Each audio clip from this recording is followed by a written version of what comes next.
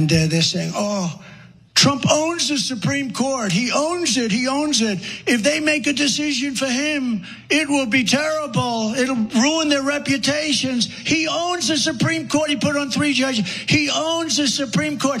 If they rule in his favor, it will be horrible for them. And we'll protest at their houses, and we'll do all of the things that you see. And that puts pressure on people to do the wrong thing. What they're doing is no different than Bobby Knight. They're playing the ref. I watched that. I said, man, they're really good. They're really good at it. And I just hope we get fair treatment, because if we don't, our country's in big, big trouble. Does everybody understand what I'm saying? I think so. Because they'll cover that completely differently.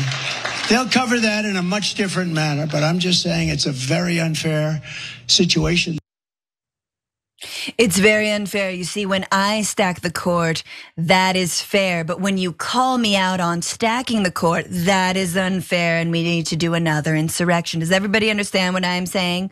When someone points it out who isn't me, that's when it's unfair. So that is Donald Trump, obviously still very mad at Colorado and Maine for taking his name off the ballot, for inciting a coup, an insurrection, and giving a lot of comfort to insurrectionists in this country.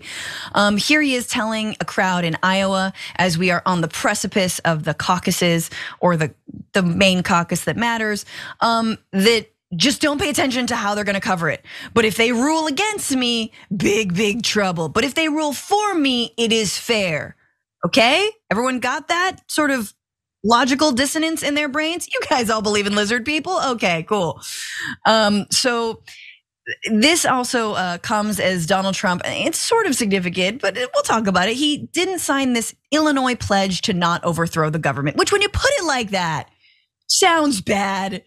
So Illinois has this loyalty oath that every election cycle, they ask candidates basically, hey, don't overthrow the government. It comes from the Joseph McCarthy era. Illinois lawmakers have preserved it. And it's just kind of a like, hey, don't do this thing, even though you've definitely done it. In fact, Nikki Haley and Chris Christie haven't also signed that loyalty pledge, but it hits a little different when it's Donald Trump, who does have a track record. And in fact, in 2016 and 2020, he did sign this Illinois loyalty pledge. But back to Iowa. This is let's go back to Iowa, because obviously DeSantis somehow no longer a factor. Nikki Haley, however, still a bit of a factor, still a pretty big factor. And Trump is going very hard in the paint against who he sees as his most formidable foe. Take a look. Nikki Haley has been in the pocket of the open borders establishment owners her entire career. And she's a globalist, she likes the globe. I like America first. She likes the globe. She probably thinks it's round. So I love when you hear Trump sort of like riff and use his own words versus reading the teleprompter, where Stephen Miller has clearly just written his 2024 redux of Mein Kampf for him. He's like, she's a globalist. She likes the globe. Anyway, those are my own personal thoughts on that. But 8 days out from this caucus, obviously Nikki Haley's chomping at the bit here. Is polling second in the state, I believe. Yeah. All right, it's polling second. And Trump has also released a new attack ad against Haley, which is another piece of evidence that they're kind of scared of her. Take a look. Drug traffickers, rapists, poisoning our country. But Nikki Haley refused to call illegals criminals. We don't need to talk about them as criminals. They're not. Illegals are criminals, Nikki. That's what illegal means. Haley even opposed Trump's wall, and Haley repeatedly pushed amnesty for illegals. We don't need to talk about them as criminals. They're not. Nikki Haley, too weak, too liberal to fix the border. Yeah, that really makes me hate Nikki Haley, right? That's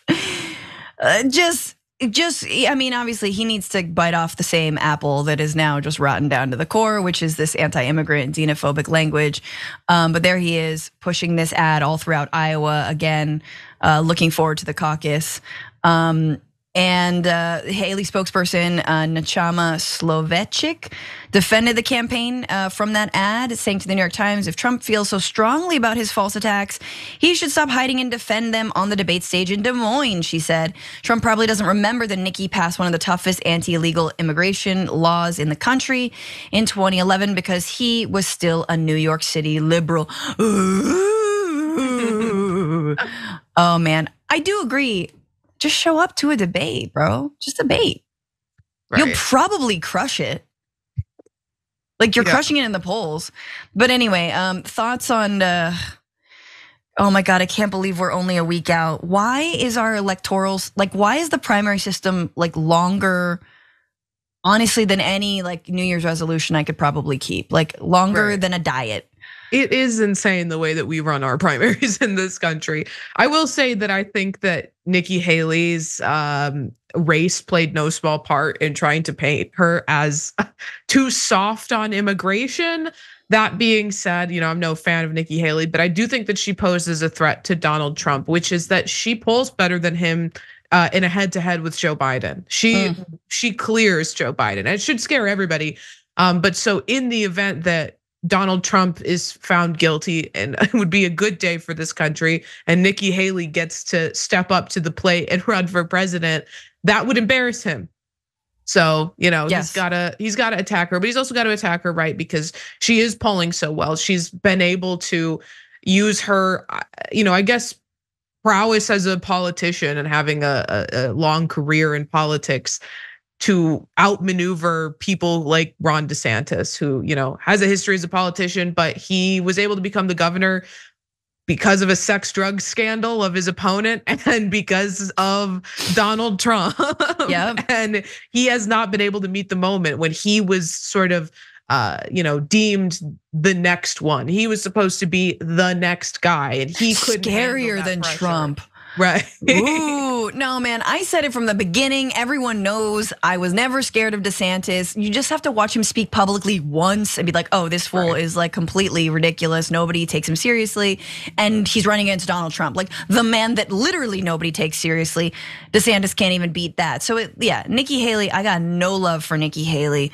But it's all gonna be very fun and all very water under the bridge, as they say, once she becomes Trump's running mate. Because I feel like that's probably what's gonna happen. Although I did have a prediction for the top 10 list folks who are tier 2 members on this channel. You gotta become a member to actually see what I said about Nikki Haley.